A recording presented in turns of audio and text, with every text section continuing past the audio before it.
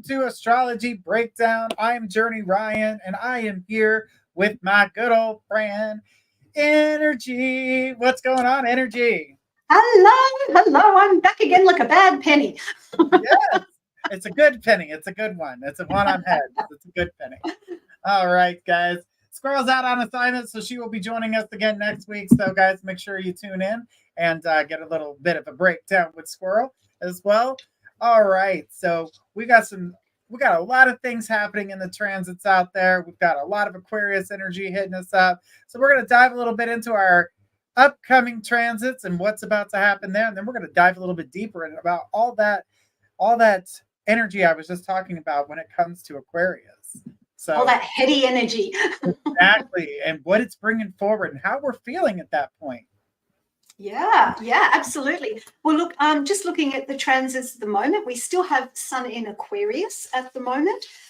We also have Mercury in Aquarius, we have Pluto in Aquarius, we have Mars in Aquarius. So we've got a stellium. So there is a lot of Aquarian energy, as we've been talking about over the last few weeks. But one of the things I wanted to look at the moment was Pluto is conjunct Mars. So when planets are conjunct, it means they're kind of as close to each other in the sky as they can be. And when two planets are that close to each other, it's like a blending of their energies. Now, Pluto is one of what I call the outer planets. It's way out there. It's the furthest planet from us, from the sun. So with that Pluto energy, I normally don't talk about it unless it is just beginning to act on something. You know, Squirrel and I trained the same way with astrology. So we've got Pluto conjunct Mars at 0 degrees, and that occurred 14th of February. Now we're kind of just slightly in the 15th. I always get the dates confused with here in the US because I'm in Australia. So what does this mean, this Pluto Mars conjunction? Mars is the warrior energy. It's the fire. It's the direct. It's the taking action. Pluto is that energy of big change, big compulsive. It can almost be obsessive, but it's about going deep. So with Pluto conjunct Mars, or Mars conjunct Pluto is the better way to say it, it's about exploring more deeply. It's about taking actions on the deeper things in our lives that perhaps normally we wouldn't want to address straight away or put off to the side.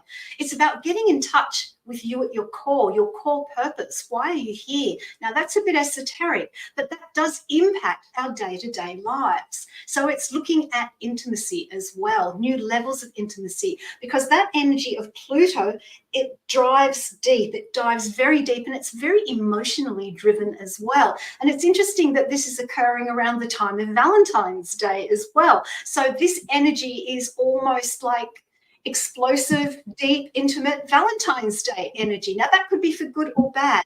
Remember, with astrology, it's a spectrum. Nothing is ever just good or just negative or just difficult. And with this being a conjunction, it's an interesting blending of two very, very strong planets, two very, very strong energies. So one of the things that you need to do is look at where in your life are you feeling you need to look more deeply. Where in your life do you need to deepen those intimate relationships that perhaps have maybe gotten a little bit too cruisy, a little bit too easy, a little bit too not looking where you want to go? Pluto with that Mars conjunction also can bring in a little bit of a rebirth effect, you know, starting anew. So you could be renewing a relationship and going deeper into that relationship. And that can apply to anything in life. It can apply to jobs, it can apply to career prospects, anything. And Emma Rose says, reminds me of the Tower card in the tarot deck, that type of energy. Well, it's a little bit slower than that, Emma, because the Tower card is a bit like a lightning strike on the building and the building just comes tumbling down. Pluto being such a far out planet, it's a generational planet. So it's like the big picture, the big vision.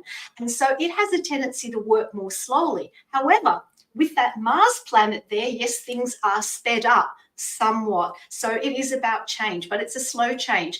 I mean, it takes Pluto, would you believe, 248 years to go around the zodiac, to go around that elliptical belt that each of the zodiac signs sit on. That's a huge amount of time.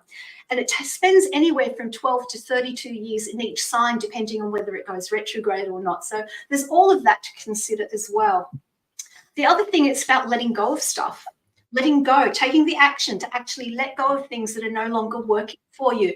There's this compulsive, obsessive, almost fanatical energy that Pluto can bring in. And sometimes being that focused and being that strong is really, really good, but becomes an obsession when you take it too far. And with that Mars energy giving that focus of action, be careful that you don't take things too far at the moment. The other thing I wanted to talk about is we've got that stellium. What is a stellium? It means that either 3 or more planets are in the one sign. And so, as I mentioned before, we've got Sun, Mercury, Pluto, and Mars all in the one sign. So you can imagine it's big energy, and that is why Aquarius is so strong with us at the moment. And I'm sure Joni's got a heap to say about Aquarian energy. Absolutely. We've got so much of that Aquarius energy with it just today going into Mars. And well, technically yesterday, the 13th, if you're on the East Coast or in Australia, you've already been dealing with it.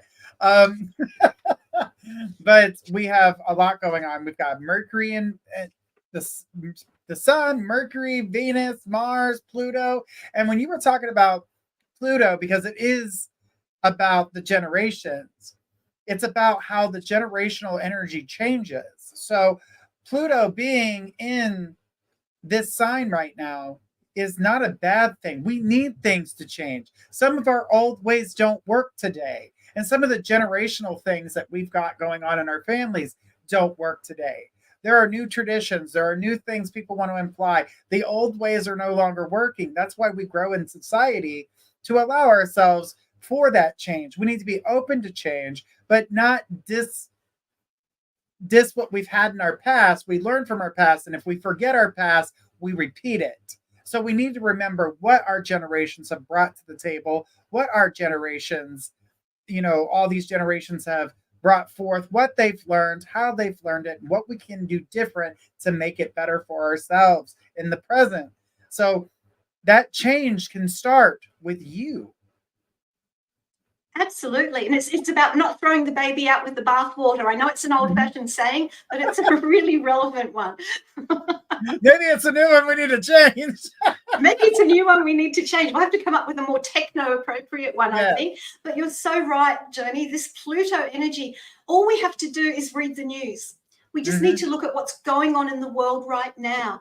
With that Pluto in Aquarius, which happened, a few weeks ago now, I can't remember the date, and then with Mars just going into Aquarius as well, it's now more action is ready to be taken about making those changes. And as Joni said, it doesn't always have to be negative. We always assume if something's changing, it's negative. Exactly. I think you and I, Joni, are among the few people who love the change. We get bored if we don't have change. I love change. I love to see certain things develop.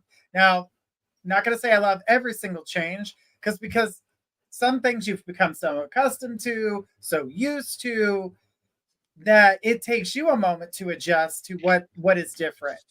And, I'm going to use social media as, like, we all started off with our very first social media. Social media started off with MySpace.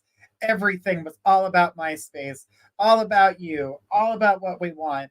And then we went to Facebook. Facebook was about instant posting, and everybody in your group could see it. Lots of people. It was a broader range, because on MySpace, only the people within your friend group could see what you were doing.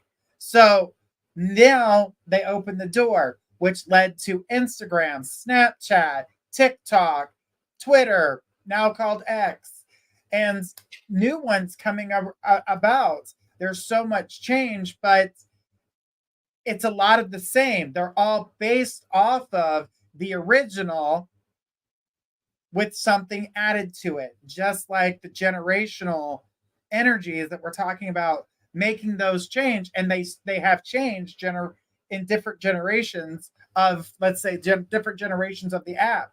Each app's a little bit different. This one only allows you 180 characters. This one says that you can't post everything that you want. You can't say what you want on this one, but you can on that one. You can't, add so many. You can only add so many photos on the. Everything's different, but it's change. It's development. We're all looking at the same things. Like, you're looking at everything your family's done, but each generation has become a little bit different, and that you see that you have certain restrictions here but don't have restrictions here, so you liked this but you don't like that, so when the next generation is created, it's going to have a mixture of both.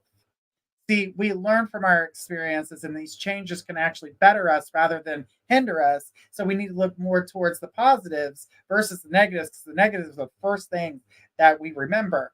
And it's just like emotions. Everybody's like, oh, love is the first emotion you feel. No, it's not. It's not the one you remember. The first thing you remember is how you were wronged, how you were hurt. It is the first emotion that will come to anybody's mind unless they're trying to prove otherwise. You are not human without knowing the pain before you know the love. That's so true. And that's where that Pluto energy can come forward as a negative influence, that obsessive, he done me wrong kind of thing, and I won't let it go kind of thing. And that's really coming from a space of fear of moving on as well. And you brought up an interesting point, because sometimes intense fear can come up when Pluto moves into a new sign. Absolutely. So with Pluto being 0 degrees, there's a lot of fear in the world anyway. But this Aquarian energy, Pluto in it, Lexi says, I did not need to be reminded of how cringe my space was. Emma says, I love Journey's hairstyle. It looks so sharp and on point. Well, thank you. It's very Aquarian. It's a very Aquarian hairstyle because it reveals the forehead, which reveals the mind. Exactly. What I was saying before. Don't cover up like me, I'm covering up my brain at the moment. But with that fear, that intense fear that Pluto can bring, it can almost put brakes on that Mars action. And if you have a look at what's going on in the news around the world, you'll notice that it's almost like people are talking about what they're going to do, but they're not necessarily actually following through at the moment. And I feel that with this Aquarian energy, I do think the change will be very positive. Change, we've got to go through the difficult stuff to get to the good stuff. That's how I look at it when I look at the energy of Pluto in Aquarius. Absolutely. We've got to look at these. We've got to look at our negatives, but we also got to look at the positives. And we need to see the negative and positive in all of these things. So when we make to the next, when we're laying that next brick for that foundation, what are we bringing in for the next generation to be a part of? Are we going to stick to the same old same and just lay a brick that matches the other one? Are we going to combine two bricks to make a different type of pattern? What are we doing here? Are we going to change what is to make it for the better? Are we changing what's better for us? Or are we changing what's better for our future? What is it that we're doing? How can you make a difference? And all it takes is one person to say something, one person to do something. And that change could be like, if, let's say I said something and it got passed on and it was heart wrenching and it really touched someone's soul, but it may not have gone to as many people as if, let's say, another, like a celebrity came in and saw that and was like, you know what, I want to use that. And they go and say it and they made it popular, but it took you as the one individual to put it into the universe for everybody else. It will go where it needs to. And if it doesn't go where it needs to, sometimes that means the intent behind it was not real. Were you being fake? Were you being authentic? Because if something is not authentic, it can fall flat. Remember, Kay is one of the people that loves quotes, and she said one to me that has stuck with me, and I use it all the time now. It is, when someone shows you who they are, believe them. Stop making excuses for other people. And that's what Pluto allows you to see. So you stop making those excuses. But because it's in Aquarius is the reason why, because the Aquarians do not like to, they're not good with nonsense. They like to be straight. Absolutely. Sometimes they say what's on their mind. They speak before they think. Sometimes it comes out really sharp. It's not how you were expecting it, but that was truly how they felt. So they said it. And now we're starting to see people going, why are some people being so mean? What is going on? Because you're finally getting to see the truth, and you need to accept those truths for what they are rather than what you've given excuses to them for. even in my own life, I'm starting to see truths of situations in which I've even made, oh, they'll do better next time. Oh, that's going to be okay. And I know deep within not to do that, but sometimes when they're your closest friends, you can't help but find an excuse. And we do that with our loved ones, especially with it being a generational planet and so strong. It's like the tail end of a scorpion. Yeah, it's like carrying on old traditions for the sake of tradition, but it doesn't have any practical application. Emma Rose says, I wear a messy bun in my hair every day, lol. I need to change it every day to make things more exciting, lol. Maybe the stars can tell me how to do my hair. And OU says, I love change. I'm with you. I love change as well. Hang on, wait a minute. There we go. Change. I would mess up my hair if I did something like that. So Emma says, people see right through what is fake. People absolutely love and adore authentic. Yes. But the thing about being authentic, people don't always see through the fakeness. That's the problem. So with Aquarius coming in, this is allowing you to see that fakeness. There will be some people that see through the shield, the mask, the film, whatever you want to call it, that they're putting on themselves. But not everybody's going to see that this person's fake. They believe the lies because they want to believe that people are going to tell the truth. That is one thing. People want you to be telling the truth, but they're not necessarily going to believe the truth because the truth isn't always exotic or luxurious, or the truth can be extremely simple to a yes or a no. I liked it. I hated it. It could be that simple, but they will add to it or butter it up, sugar it up. Listen, sprinkle sugar on a dog turd. It's still a dog turd. It's not a brownie. And you still don't want to eat it. Exactly. You're not going to eat that shit. So. And that's the whole thing about Aquarius. It's a catalyst energy as well for truth. It's a catalyst energy for standing up for what you believe in. And this is the energy of standing up. And with Lordy, 4 planets in Aquarius, Mars, the action planet, Pluto, that being obsessive about it, being deep and being real about it. And then we've got the Mercury in there communicating clearly about it. And then the sun, that core essence of what Aquarius is. This is huge energy that we have at the moment. And it's about embracing it, not resisting it or being scared of it. My thing is too, is though those who have, like, let's say Aquarius moons or Aquarius sun signs, you're really feeling this. Those are the 2 strongest that are feeling it at this time.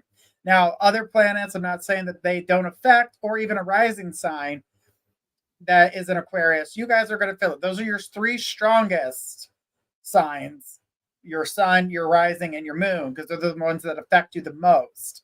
Now, I'm not saying the other ones don't affect you in, a pretty good way, but those ones affect you the most. So those who have those Aquariuses and those are going to feel that. Yeah. And I have to say those who have it Mercury as well, because Mercury is your communication, as you just said. Right now, people trying to spit that falsehood, or they can't. It breaks apart. The truth is revealed immediately. And they get called out. Oh, yes. With that energy at the moment, they get called out. And the other thing about that Mercury in Aquarius, it's about innovative ideas. Aquarius is also about innovation as well as being an advocate. Emma Rose says, this upfront Aquarius energy is for sure helping me rediscover my true and authentic self. It feels good to feel centered and grounded when it comes to my self-image. Fabulous. That is a positive way. And she says, I have a lot of Aquarius in my birth chart, lol. Oh, look. See, this is what's wonderful about astrology, because we have a certain birth chart doesn't mean we necessarily act on it or live it. But when we are aware, the way Emma Rose is aware, she can actually use that Aquarian energy through her life to do what she needs to do, to think the way she needs to feel the way. Understanding her chart makes her stronger and makes her true, authentic self. Absolutely. Now, that's beautiful.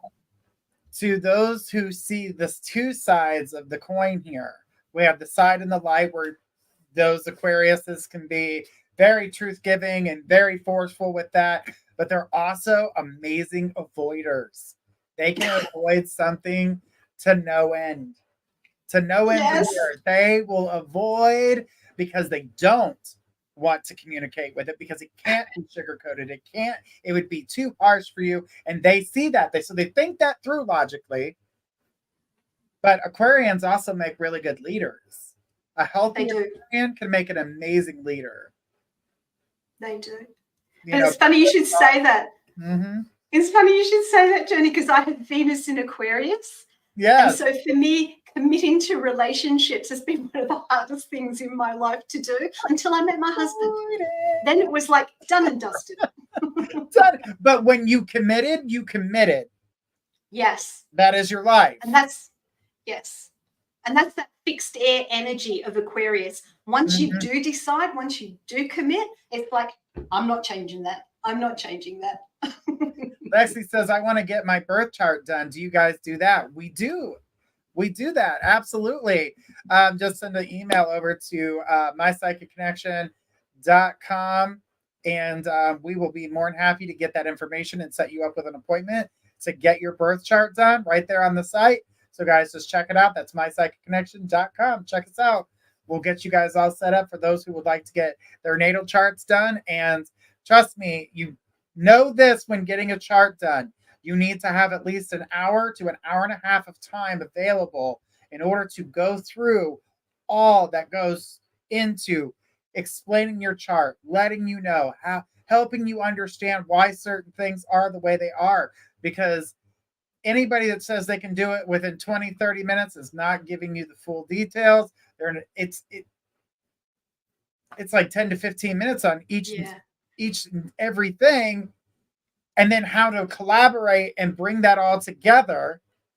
Exactly. And why things are the way they are, because maybe you have to take things at a different approach than everybody else because you didn't realize that your Jupiter was retrograde when you were born, or that your Mars was retrograde when you were born. Trust me, I have 4 planets retrograde, and they don't affect me as like they affect everybody else. Thank God, because I can help people through their retrogrades when they're going through their moment.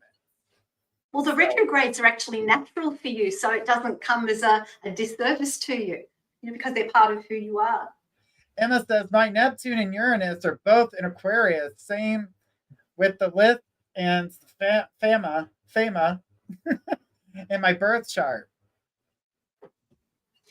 Yeah, I don't use Lilith or Fama. I don't use any of the asteroids. I in fact, in a birth chart, I even rarely use Neptune, Uranus, or Pluto unless there's something significant happening. Because as we've said before, this is more about generational, global, as opposed to the personal. So I was very much classically trained in that way. And I find that using the 7 traditional planets, which does include the luminaries of the moon and the sun, can give you so much information just there, because it's a lot of information. I mean, there's a chart.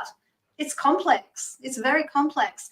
And I find too that in giving astrology readings or looking at astrology charts, you can only take in so much information at one time. So it's looking at what are the catalysts, what are the key points, what are the relationships, that kind of thing. Emma says, will it be a pricing package or will it be a per minute for the birth chart reading? So it will be a one price. And if you want something more after that, it does become per minute. So just know after you hit your package deal and we start going longer than that, it will be charged per minute afterwards. So. And the other thing I wanted to talk about, Journey, was we've got Venus in Capricorn at the moment. So Venus in Capricorn, it's a very practical. Capricorn's a very practical sign. Venus is not just about love relationships and romance. Venus is also about our money, our finances as well. It's also about our artistic, and I mean creative endeavors. So people just think of Venus, the goddess of love, but Venus has all of these other capacities as well. So with Venus in Capricorn at the moment, this is a good energy around money. It's a good energy around how you use your finances and putting strategies into place about how to use your money, how to use your finances, how to grow your finances in a positive way. way. So that's happening at the moment. But this Friday, the 16th of February, drum roll, Venus moves into Aquarius. I was going to say Aquarius.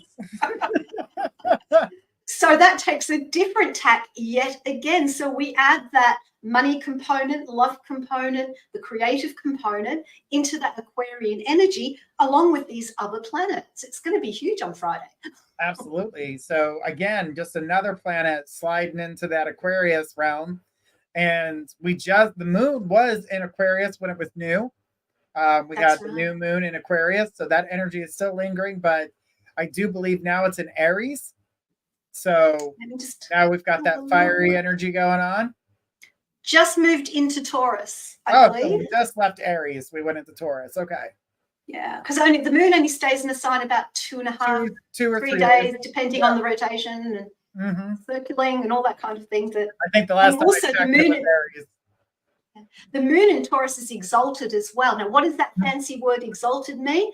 It means that the moon is super happy in Taurus. Now, Venus rules Taurus. We just had Valentine's Day. We're still celebrating Valentine's Day. So we've got Venus ruling Taurus. So this is a very sensual energy. It's a very touchy-feely, huggy type energy. It's also a very practical energy. And so with the moon in Taurus, think of the moon in Taurus as if you were going to your favorite day spa or your favorite holiday destination where everything is laid on for you. It all feels really good. That is how the moon is in Taurus. So this energy is soft, emotionally much more settled. So that's a lovely energy to have around this sort of Valentine's Day time frame, whether it's Valentine's for someone else or Valentine's back to yourself. And it says my Venus is in Taurus. Yeah, so Venus is a strong planet for you because Venus rules Taurus. So I would pay a little bit extra attention to your Venus being in Taurus, and that's a positive strength there, but it will depend on what other aspects that Taurus or Venus in Taurus links to in your chart as well. That will either increase or diminish the energy of it. Now, not going through an astrology course or anything for anybody, but it's these different planets and these signs that, let's say, maybe rule you a little bit stronger, because you may be, let's say, I'm a Cancer, but I'm not your typical Cancer, because I have 4 planets that are in Venus. I have 4 planets that are in Virgo, and so you'll see a lot of that Virgo energy come out in me. And when people hear that I'm a Cancer, they're like, "What? Nuh-uh. I would have never pinpointed you as a Cancer because I'm not your typical Cancer.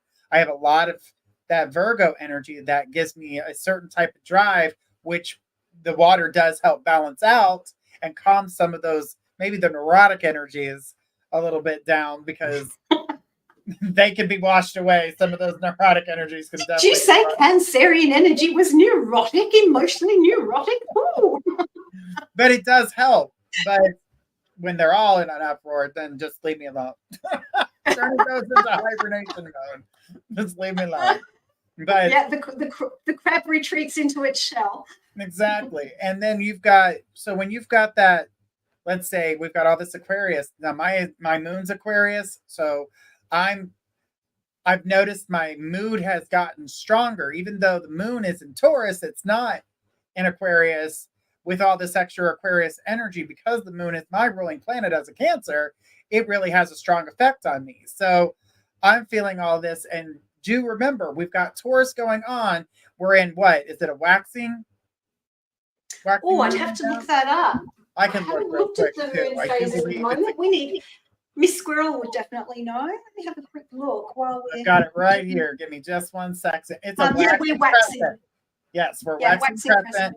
So with that Taurus energy happening right now, it is still being affected by Aquarius. With that little sliver of the moon, there is just that little bit of that Aquarius energy mixed in with that Taurus energy. How is that Taurus energy and that Aquarius energy going to mix? Remember, it's like putting a fourth drop of Aquarius and a full thing of Taurus. And that's going to change in a couple days. Yeah. And then it's going to go into the next sign, and then it's going to go into the next sign until it wraps back around until it's in Aquarius all over again. By that time, And that's the sort of thing. That's the sort of thing we look at in an astrology chart as well. You know, we look at the aspects, which are the relationships between the planets. But when we're looking at those relationships, we're looking at whether they're beneficial relationships or whether they're challenging relationships. So if two planets square each other, they're challenging each other. It's almost like they're getting ready to duke it out in some cases. If it's a sextile, then the two planets are working together to bring openings and opportunities in. And then with trines, oh, look, just beautiful harmony. I mean, Moon and Taurus, beautiful harmony. When I say when sextiling, when I started learning the terminologies and things that I was saying, they're sexting, because when you're in that type of swanky mood, you're sexting, you're in a good mood. So that's when they're playing well together. So if you think sextile, that doesn't make sense to me. Remember sexting and how you feel when you're sexting with your partner. That means you guys are working well, you're being playful. It's a good thing. And then when you're Moon and Taurus, that's it. When you're squaring Moon off and Taurus, toxic, there you go. Easy ways to remember that. I was trying to think of a way to help people understand those things, because they're always like, I hear sextile, I hear, squares, and I hear these things. And then, so think about squaring off, boxing, fighting each other, not exactly playing well together. And then you've got your sextiling, which is sexting, and how you feel with that. So they're working well together. So, and what new things it brings in when they work well together as well. Yeah, I like explaining it. You can get so caught up in the jargon. The jargon was one of the hardest things for me to learn when I was studying astrology, after the maths, that is. The maths is always a challenge. But yeah, just I like to talk in the simple terms. I like to use the jargon, but I like to explain it so that if you're reading something online about your sun sign, and it's conjunct, your moon sign, which means it's a new moon. What does that mean for you? When you see that conjunct, they're next to each other in the sky. They're like, oh, together, cozy. But is it a good cozy or is it a challenging cozy? It depends on what sign they're in. Do these signs get along? Are these signs compatible? Yeah. Some things. Yeah. And, is it the good, like there's the terminology, the best way to give people the understanding is that there's a positive and negative to each sign. Does this sign bring out the positive or the negative in the other sign? Yeah. Yeah. For example, Aries. Go ahead. Aries is positive, Taurus is negative. So the one thing that I was taught, and I think Squirrel would have been taught this as well, is that the sign before and after is the opposite of the sign that you're talking about. So if you think about it this way, we've got Aries, then Taurus. Aries, fire, do it now, get it done. Taurus, which is the next sign, which is a negative polarity. And it goes, hey, cool, dude.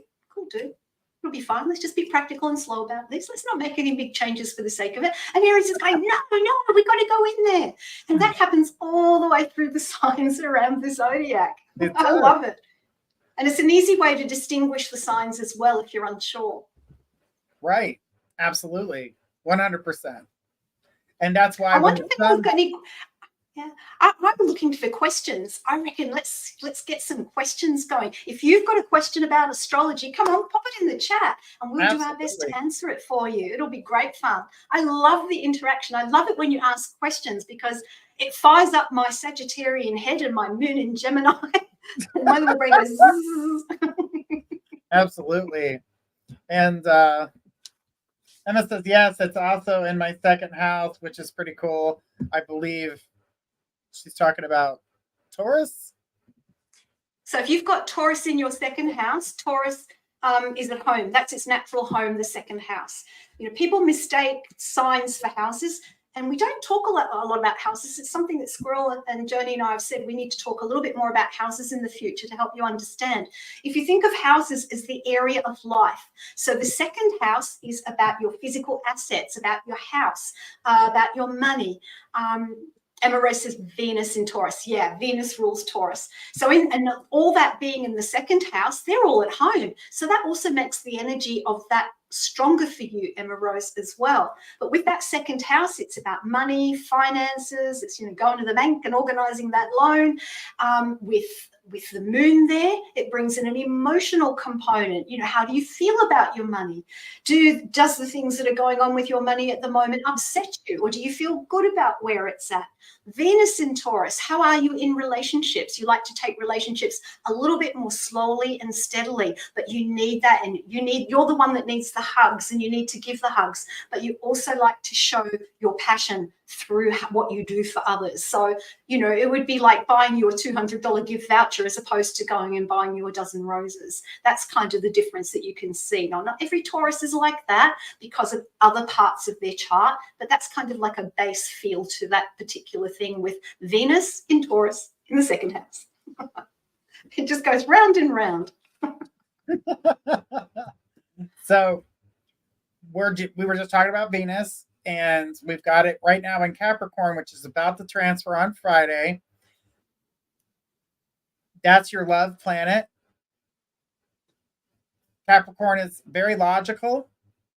Oh, yeah. Does not show a lot of emotion.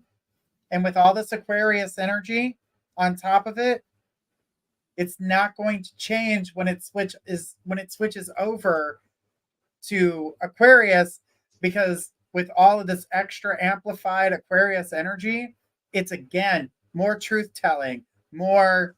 Now, the Aquarius is going to make the truth come out. So let's say you're in a distance relationship or wondering why a certain person has ghosted you. Unfortunately, some of those major communications that have needed to happen are going to come out, and they're going to come out really dry. They're not going to have a lot of emotion behind them. And then with that Pluto in Aquarius, it's going to be very deep diving into it as well. So it's not just like a superficial thing. It'll be something deep, while Pluto's at that 0 degrees point, which it will be for quite a while. Yeah, it's one of those things that I would prepare myself for. I know that you waited for the conversation, but make sure you're truly ready for that conversation. Yeah. Do not go. The thing about Aquarius. Mm-hmm. That Aquarius energy, they like to know the facts. They like to do their research before they make a commitment to something or have an opinion about something. Now, researching the facts with Aquarius, sometimes it's 100% accurate. Other times it can be a little bit biased based on their opinion. So even with Aquarian energy, where the truth comes out, it's all coming from a perspective. It's not necessarily an absolute truth, if that makes sense. All right. Lexi says, what are Aries' other major traits? I always hear fiery, but nothing much else. Ooh, they are popular soul. Good question. Good question. Well, with Aries is the energy of cardinal fire. Cardinal in astrological terms is about initiating, beginning, starting. So just think of that initial spark of a new idea, a new project, a new something you're going to do. So that's the energy of that cardinal fire.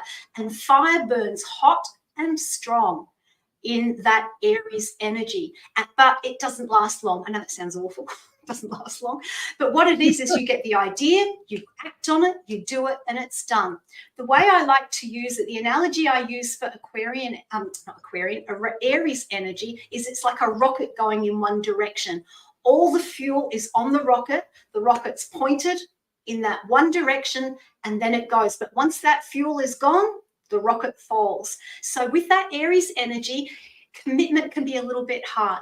But the other thing about the Aries energy is that they're natural leaders. They're a get in and get it done kind of thing. At their most positive, think about the fireman who rushes into the burning building to save the baby. He's trained to do it. He knows the consequences of what he's doing. That's a responsible Aries. An irresponsible Aries would be someone who's never trained as a fireman, but out of the goodness of their heart, they rush into the burning building to save the baby, but they don't know what they're doing and they don't get out. That's a very, very nasty analogy, but it's a clear one about the opposites of the two. So it's like instant now independence. They're not good with commitment unless there's something else in the chart that supports that. So I hope that's been a little bit of help to you. And the reason they get that fiery energy, that's all you hear, is because there is a part of Aries that if they are they will usually try to take charge in their area. And if they are allowed to have that power, if you are not following as they say, they immediately let you know. And it's Oh, not yeah. kindly. It's not kind. It's very direct, very forward. There's no sugar, there's no sweetener, nothing. They're gonna fire at you. And it's And gonna it's a come. fire that burns fast. Yes. Now, So they're very physical as well. Very, a lot of physical energy there with Aries as well. Lexi says, really helpful. Thank you. Yes, I have major bossy issues. But see, and it's so funny. I just started talking about the bossiness before she wrote that. But the thing is that Aries, you know, I gave you a direction, and if I have charge to be that, then you need to follow that. I don't want you to go off doing. They like things planned to a T, but when they run out of that fuel, they have given up on that. They're going to let that rocket drop, but they're already on the next rocket to do exactly what they wanted to do in the first place, which was not what they were getting from the original. So they do reimagine what they want to do, but if what they are getting from, let's say, that relationship, it's not working out quite the way they wanted it, they dropped it, they've moved on to the next one. Yeah, You're absolutely. not getting that Aries back. And they're they can be, we talk about the signs, but remember there is positive, I'm going to say it in an old-fashioned way. There's good and bad in both, Yes. And Aries isn't just all good or all bad. It's a mixture of both. And one of the challenging sides of being Aries or knowing an Aries is that they're extremely impatient. Why can't it be done now? Why do we have to wait? It's almost like society being on demand. Do it now. Why wait? We've got the energy. Let's make it happen. And then if you're a Taurus, which is the opposite polarity of Aries, Taurus goes, well, hang on a minute. Let's just settle. Let's just settle down. Let's see what the facts are. Let's just see what we need to do, and let's go step by step. Then we move on to Gemini, and Gemini is mutable air, so it's another expansive energy like fire. And so Gemini and Aries are both going, yeah, I've got this idea. Let's do it. And Aries saying, yes, let's do it. And Lexi says, I know I definitely have parts of other signs, but I'm an Aries to a T. And it would be interesting to see your chart at some future date in order to look at how your sun in Aries is affected by the other planets and how your sun in Aries affects the other planets as well, and what houses they're in, what areas of life predominate for that particular planet and sign for you. See, the thing too here is that your sun sign is how you see yourself in the traits that you possess, but your rising sign is how the world sees you. Yeah. So you don't necessarily shine as, let's say, an Aries, or in myself, I don't shine as a Cancer, but I have lots of, that Sagittarius energy because that's my rising sign. So I don't shine to the world as the Cancer person. I shine as somebody else. And then when they find out I'm a Cancer, they're like, really? I would have never gotten that from you. I was like, I know, because I'm much more than just one sign. I'm multiple signs, and they work together and sync pretty well. Absolutely. We're not just our sun sign, and I have sun in Sagittarius. But when people first meet me, I have Capricorn rising. And it's like, my God, she's organized. Look at her lists. Look at her plans. She's got everything written out. But once they get to know me, then the Sag comes out and I go, woohoo, let's party now. Let's party now. But, the rising sign is what you present to the world. It's almost, people call it a mask. Some astrologers call it a mask. I don't. Because your rising sign is as much a part of you as your sun sign or any other planet in your chart. But it is what people first see. Joni described it beautifully. It's how people first perceive you. And then we've just had Valentine's Day, or it is Valentine's Day in some countries. When we first meet someone in a relationship, we get an immediate feel for them. We kind of see how they act with us. And then as we get to know them, other parts of their personality come out and we get to know them more. And then that's when we might make the decision of saying, hey, talk to the hand, or come here, come here, come here. And it's the same with your astrology chart. When people are looking at you, different parts of your astrology chart will come out at different times along that spectrum of relationships with people, along your career path. Like I have Capricorn rising, so there is a tendency for me to do things a little bit later in life, get my achievements and successes a little bit later in life because of that Capricorn energy. I could talk about this all night. It's fascinating. I know. And the thing is, like, you were bringing up that point where, you know, Aries is like, why isn't it done now? Let's get it done. Let's now. And you've got that Taurus that's like, calm down. Let's take a look at everything that's going on. We need all of these signs in order to help balance us out. We couldn't all just be one sign, because if that were the case, none of us would get along with each other. Other Cancers wouldn't be able to stand other Cancers. Leos couldn't stand other Leos. They would be too similar. They would fight. Absolutely. And that's the thing about this stellium in Aquarius, because there are so many planets in Aquarius and then Venus hopping in as well, just to add to the party, it creates an imbalance. But having said that, sometimes we require imbalance for change to occur. And so that's where I put my positive spin. Being the sun Sag, I'm always looking for a positive spin on things without ignoring the negatives, of course. But that's how you can put a positive spin on it. This honesty that's coming out, this questioning as well, questioning why are we still doing this? Because the Aquarian energy is not about tradition. It's about breaking the traditions that aren't working and finding new ways of doing things. That's what I find fascinating about this stellium and all this Aquarian energy at the moment. And I'm not one that reads the news that much because I don't like starting my day with negative news. But, you know, I've been paying a little bit more attention recently because I want to see how this Aquarian energy is actually coming out in the world, in different countries, and how different cultures are looking in regard to this different Aquarian energy as well. It's something that I'm just kind of chasing through in my own mind at the moment, you know, depending on what the country is and what's going on. And how people perceive what they have now and what they feel like they don't want, but don't realize they need.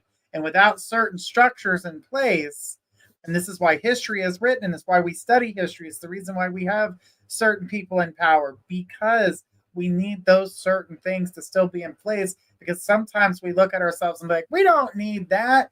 We do. We do. Just like we need allies around the world. Yeah. And those allies change. Look back through history. You know, what is it? What's the saying? The friend of my enemy is my enemy. And the enemy of my friend is my friend, something like that.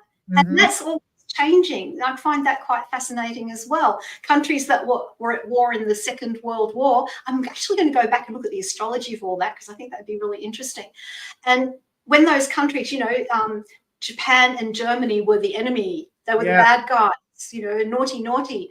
And now, after World War II, the things in terms of Japan's technological developments, in terms of the economy and what they bring to the world, they're no longer enemies anymore. Our enemies change, just like our astrology changes. And I find that quite fascinating to look at it from an astrological point of view. Absolutely, because it plays an important role. It plays an important part. And then sometimes we need leaders that we don't like. Because sometimes if we have leaders that seemingly don't do the right thing and we don't think they should be there, that can be a catalyst to make the change. And again, that's that Aquarian energy. Can be the catalyst to remind us that the things that we have in place is also what saved us. Yes. We don't even recognize it. There's a lot of people that don't recognize that. Or there's some people that are just so stubborn and they would rather follow the pack versus thinking for themselves. Yes. You know, the sheep. Yes, and there's a lot, and unfortunately, the way the media is, and I'm not just talking about like news media, I'm talking about media in terms of communications of technology as well as news. You know, it's so easy for all sorts of points of view to be put out there, but God forbid you have something really radical as a point of view, you'll be jumped on. You'll be jumped on. And so it's about Aquarius energy says, no, you might not agree with me, but I am standing up and saying this anyway. That's Aquarius at work at its best. Lexi says, so informative, so much information. Thank you. I could listen to this all day. We could talk about it all day. Thank you. It is. It's Pluto. How far down? How deep do you want to dive with this Pluto energy? That's the energy of Pluto, diving deep into lots of different projects. But the secret is, well, yeah, I'm going to say the secret is to be focused, but not so obsessive that you can't see other things as well. Absolutely. That you can't bring in other things as well. And the way the world is at the moment, I'll be really interested to watch what's going on in what they call mundane astrology. This is like what's going on in the world, the big picture that will impact us in our daily lives in certain aspects and not in others. But over time, the impact will kind of grow and grow and grow as Pluto goes through the zodiac over the next 248 years. I won't be here for that. Me neither. I don't think I'll be here for the next 40 years. But there's the world is so many things. There are so many different beings on the planet where, we talk about certain signs get along with certain signs, and then there's arguments between other signs. But if the friend of the enemy, if that friend is friends with the enemy, and you tell that friend what the enemy needs to know, that enemy can become the friend and no longer the enemy, but because they accepted it from their friend rather than you, who is seen as the enemy. Yes, the intermediary. Yes, we need all of that. We need that. Now we've got stronger signs in each one out of all of the elements we have, the earth, air, fire, and water. You have one sign that stands out strongest in those elements. And we'll go over that another day. That's a whole nother breakdown. We will. That's a whole it's actually breakdown. It's very fascinating looking at, I love looking at the elements. That's why I'm doing that in my shows at the moment, talking about the elements for that reason, not just astrologically, but in all areas of life as well. And it is absolutely fascinating. We've got to work on that. A lot of people believe that an Aquarius is a water sign, and it's not. Because of the water bearer. It's not a water sign. No, it's fixed air. Yes. It's very heady, very logical. You beat me to it, but yes, it is fixed hair.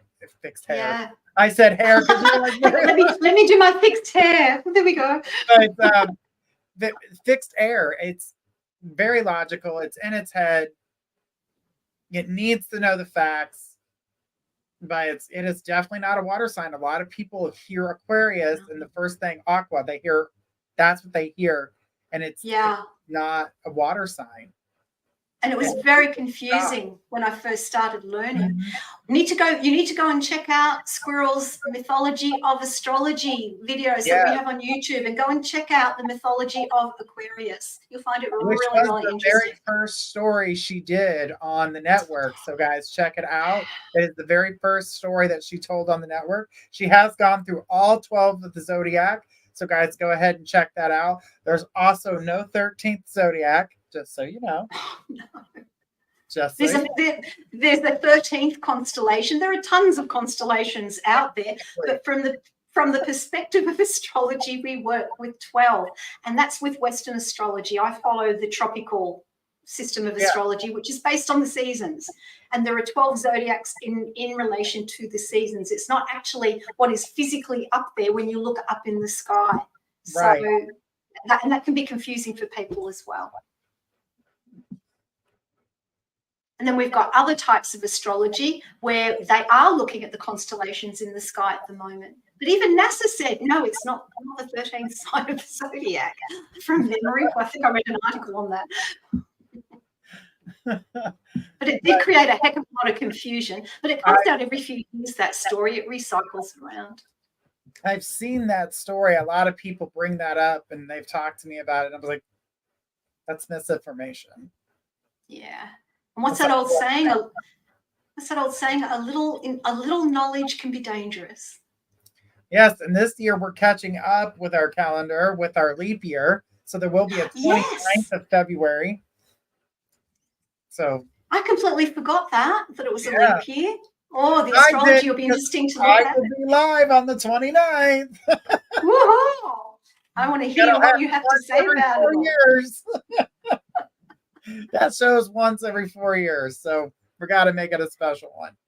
So now, wouldn't that be an interesting astrology chart to do for someone who was born on a leap year and then try and look at their transits? Ooh, that could be really challenging, really interesting. My cousin is the 29th of February. So technically, if we were going by the actual day of his birth, he's 6. Yeah. 6.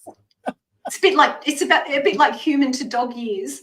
Yeah, it's basically like that. And but I know a lot of people that are born on that day and they either celebrate their birthday on the 28th or the 1st of March. And if we were following the chart, you would want to celebrate it on the 1st of March because that would be after. There's always going to be that February 28th. Yes. So that's technically not your birthday, but the day after the 28th would officially be your birthday. Yeah, that's the way I would look at it as well, because it's like you've got 28 and 1, 29 every 4 years. Sorry, one of my crystals decided to jump at me. And then, yeah, it was. I have to look later and see which one it is, what it's telling me. But that first would be representative of the 29th in the years that are not leap years, definitely. Right. That's how I always say it. Yeah. All right. So we've got a lot covered in this hour. It has been absolutely amazing, guys. We've got more shows like this coming forward. But if you guys would like to get a reading, don't forget to check out tomorrow night at 8 p.m. Eastern with Bunny and Destiny with their Valentine's Day special. And then at 10 p.m. we have another Valentine's Day special with Energy and Skwirl. And Journey will be popping in occasionally, so guys will go to check. Oh, you got to pop in. It's no fun if you don't pop in. Of course. So I'll be popping in, having some fun with you guys. I hope everybody's had an amazing night, and get ready for those Valentine's Day shows, because if you don't have a Valentine, we'll be your Valentine, and we'll have a great time and communicate about the things that you're needing to know, telling you guys a little bit about Valentine's Day, what that was about, and what it has become. And it's a little bit better than what it used to be, but I got some words on that too. But